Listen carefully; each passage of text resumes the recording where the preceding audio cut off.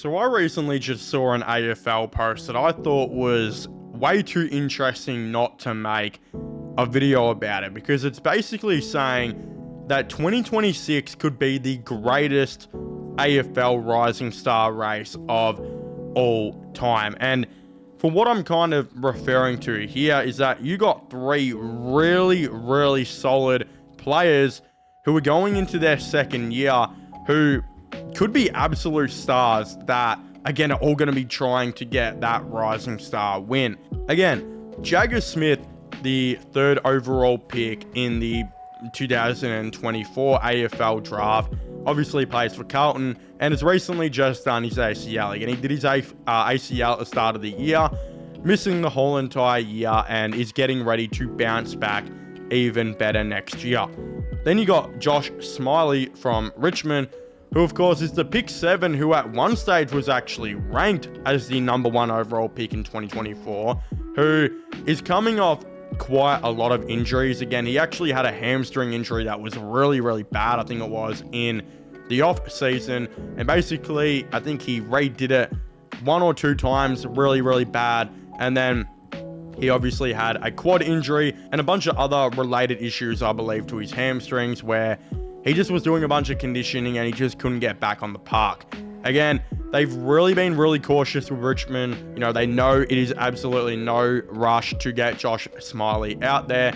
And I think they believe that if they can just keep, giving him some good conditioning, get him ready for the AFL off-season, getting him in, doing some stuff in December, but most importantly, January, they can obviously have him having a really good year in 2026.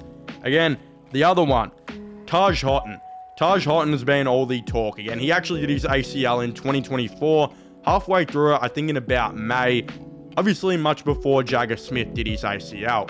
Again, Taj Houghton actually rehabbed it really well and came back and has played some pretty good footy for the Tigers and has managed to stay off the injuries. Again, touch wood, obviously, but he's doing really well. Has played a couple games for the Tigers at the end of this year and has showed that there are a ton of strengths and a ton to look forward to as far as Richmond are concerned. Again, the reality is that 2026 is going to have one of the most, I think, I would say, what's the right word for it? Unclear winner for the Rising Star, because as we know, there's not even like a consensus pick 1 right now, and we actually don't even know who the best players are in the draft. But the reality is that we don't know who the best players are in the draft, so-called, because we don't know really who's going to go pick 1, pick 2, and pick 3. Not only because every week it changes on who's the best, a player will have a drop off, a player will have some form fall down, but a lot of the best players aren't getting talked about at all because they're actually academy guys and won't be going pick 1. Most of them probably won't be going pick 2. They won't be going pick 3 because they're academy guys and they're just going to get bid on whenever. Again, I do have a feeling that Richmond, who have 2 and 3, will probably start to bid on a lot of guys at pick 3. But you could have a guy like, Daniel Annable. I nearly said Annable. That would have been, shout out you. Sorry for cooking your last name that bad. Daniel Annable, again, could be the best player in this draft. He could be pick 1. There have literally been rankings that have him as the number 1 player. But the reality is that he might go like pick 5 just because he's an academy guy.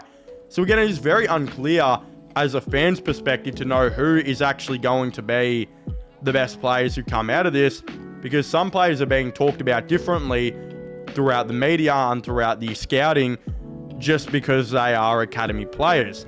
So again, you could be seeing guys like Daniel Annable and Zeke Euland who aren't going to go pick 1. They're probably not going to go pick 2, but they might go a little bit later on, 3, 4, or 5 or something, because they're academy guys, and these guys could be genuinely going head-to-head against each other for the Rising Star and could be absolutely putting on a show for that. So when you take all of that into consideration, that there are probably going to be a lot of guys who are going to be in that even, unclear of who's going to be the best out of all of them, mixing in 3 blokes like Jagger Smith, Josh Smiley, and Taj Houghton, who have a little bit of AFL experience, but not much. And you mix them all together. I think you're looking at a very, very, unclear winner on who the Rising Star is going to be next year. And we're looking at a race that I think is going to be very interesting. Again, this year, we kind of all knew that Ashcroft was going to be a massive contender for the Rising Star. We all knew that Nate Caddy was going to be a massive contender. We all knew that Langford was probably going to be a massive contender. Again, in previous years, we've all kind of known who's going to be the big contender, besides like Lewis Taylor in 2014 or whatever.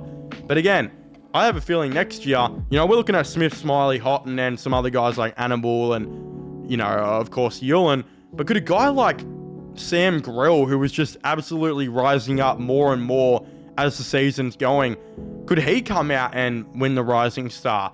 Could a small forward like Lockie Doverson, who is really rising as well and kicking multiple goals most weeks, could he rise up and be a really, really elite small forward for a promising team and, contend and be a challenger?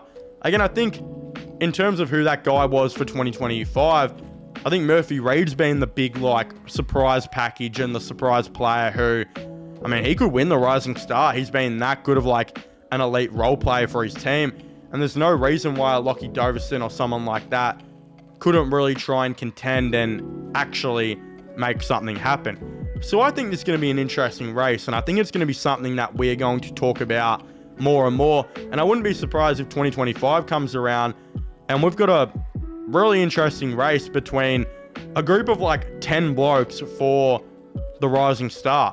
Again, there's probably going to be another bloke or two who's going to be going into their second season that we're not even really talking about as a player who could maybe go on and, win the Rising Star next year. Maybe go on and, contend for that role. Again, I'm sure there's going to be, guys out there. I'm not too sure. I think Harry Armstrong, he might even be eligible. I could be wrong on that, but I think Harry Armstrong might even be eligible next year. And obviously, as we know, sometimes the second year for a key forward can be a massive jump and a massive leap. And with Richmond already improving their ball movement and delivery now this second half of the year, it could completely change next year as well. He could be getting fed the ball much more, and he could be a genuine chance to maybe contend for that position as well. So there's going to be a lot going on here. I'm very excited to see who's going to win it, who's going to be the players that are going to be competing for it, all of the above. I think it's actually going to be really, really good, and I'm very excited again. Most importantly, though, I'd very much like to hear all of your thoughts and opinions on this in the comment section down below. Who do you guys think is going to be winning the Rising Star? Who do you guys think won't win the Rising Star? All the above. Who's going to be the competitors? Again, I'd very much like to know. Subscribe to this channel for all the latest sports content, AFL content, all the above. My gaming/movie channel, which will be getting linked down below. Again, my Instagram as well, which will always be getting linked down below. Yeah, I guess as I was saying, please make sure to leave a like, subscribe, and comment, and I'll see you guys next time. Goodbye.